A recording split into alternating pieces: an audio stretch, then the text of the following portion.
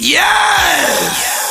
Earlier today, I was on Destiny 1, going through my vault, looking at all the weapons I decided to keep over the years of playing, and I was curious to see if I still had my very first legendary weapon, and to my surprise, I did. I distinctly remember keeping it, but a part of me was worried that I might have dismantled it by accident in the midst of cleaning up my vault. I have a lot of fond memories about this weapon, but before I talk about them, I want to first talk about how the acquisition of legendary weapons and armor worked when Destiny 1 was brand new. Destiny 1 had some of the best and worst times, but those of us who played the game within the first few months of its release can tell you how horrible of an experience it was when it came to attaining legendary loot. Exotic loot was beyond worse, but that's a different story for a different day. You see, I first picked up D1 back in January of 2015. This was 4 months after the game's September 2014 release, and even though D1 was incredibly addicting, I noticed a few discernible issues that annoyed me to no end. Okay, so just to shed a bit of light on things, year 1 of D1 started when the game first released in September of 2014 and ended in September of 2015, which is when the Taken King expansion released. Anybody who played in D1 year 1 can tell you that over this point in time, there were a lot of mistakes that Bungie made, and they were basically figuring things out as the days went on. Some things were good ideas and some were very, very bad, but in my opinion, one of the worst ideas that the game has ever seen was the Crucible marks and Vanguard marks currencies. For those of you that started playing D1 from year 2 and beyond, you're definitely familiar with legendary marks, and for those of you that started in Destiny 2, you're only aware of what legendary shards are. All of these currencies are basically the same, but everything started with Crucible and Vanguard marks. This is going to be incredibly obvious, but Crucible marks were awarded after completing Crucible matches, and Vanguard marks were rewarded after completing strikes. If I recall correctly, you would get only about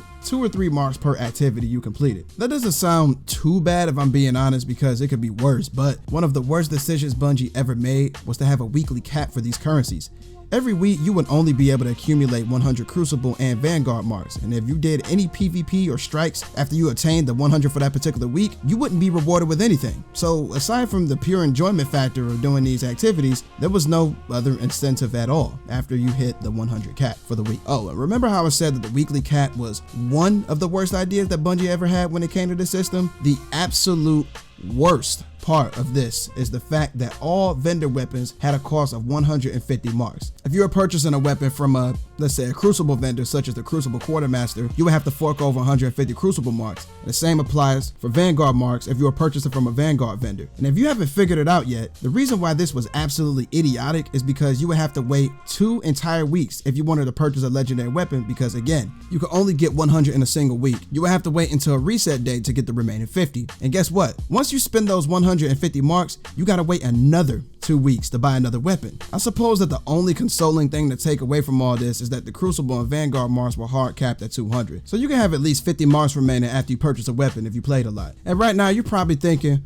why couldn't you just get your weapons from random drops instead of having to worry about buying them? Well, oh man, only somebody who never played during year 1 of D1 would ask that, because if you already didn't know this, the RNG in the earliest days of D1 was absolutely brutal. Legendary drop rates were rarer than a Bigfoot sighting, and don't even get me started on exotics. It was possible to obtain legendary weapons and armor by increasing your Crucible rank with Shacks, your faction rank with the 3 factions, or your Vanguard rank with the 3 members of the Vanguard. The rank up packages took forever to obtain because it took forever to increase your rank to get one, because the point gains were just so small. Of course, the Crucible and Vanguard marks currency were combined to create legendary marks, and their weekly cap restriction was retired altogether. Now this didn't happen until September 2015 when the Taken King expansion released, which was an entire 7 or 8 months after I started playing D1. Wait a second. Before we continue, I wanted to take a moment to inform you that if you aren't familiar with the factions in the Destiny games, I highly suggest that you watch my video titled "What Are Factions?" in order to find out. At the time this video is going live, we're on our way into year 4 of Destiny 2, and the factions are still nowhere to be seen after being retired 2 years ago. So do yourself a favor and check that video out when you have some time.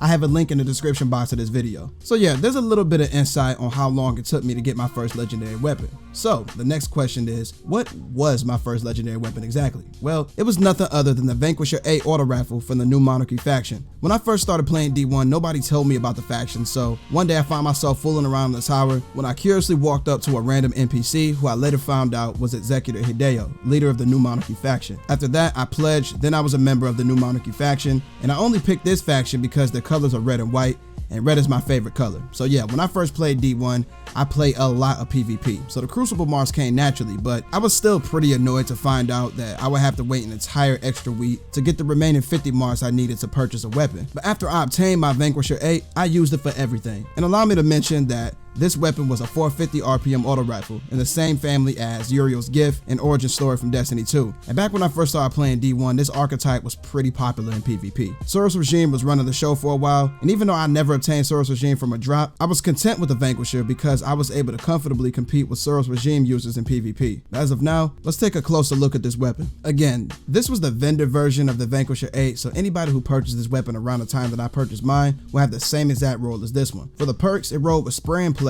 which is known as Alloy Magazine in Destiny 2, and Glass Half Full, which is known as High Impact Reserves in Destiny 2. Back then, I didn't know what perks were considered good and which ones were considered bad, because all I did care about is the fact that my first legendary weapon was a red auto rifle in my at the time favorite auto rifle archetype. It wasn't possible to apply shaders to weapons in Destiny 1, so the fact that this weapon was my favorite color made it even more visually appealing. However, if I'm being honest, this roll is actually pretty terrible, but it had very high stability, which I adored because my aim is terrible the majority of the time. One thing to note is that the cosmetic used for the Vanquisher VIII is the default auto rifle frame in Destiny 1, and this weapon looked identically to the Shadow Price and Grim Citizen 3, which are also auto rifles from Destiny 1. So by looks alone, this weapon was a regular auto rifle with a New Monarchy paint job. Reskinning was at an all-time high in Destiny 1, and as much as I disliked the fact that the same weapon cosmetics were recycled a lot, I eventually realized that this was commonplace, and back then I hoped that this would change in Destiny 2. Now I have a lot of fond memories with this weapon, and when I was fairly new to Destiny 1, most if not all of my weapons were from New Monarchy, so I would commonly pair the Vanquisher VIII with the Judgment 6 shotgun. As a matter of fact, with this same exact loadout, during the first week that I ever played Iron Banner, I dropped 28 kills and 1 death on Twilight Gap, and was rewarded the at the point in time Iron Banner hand cannon, Timur's Lash,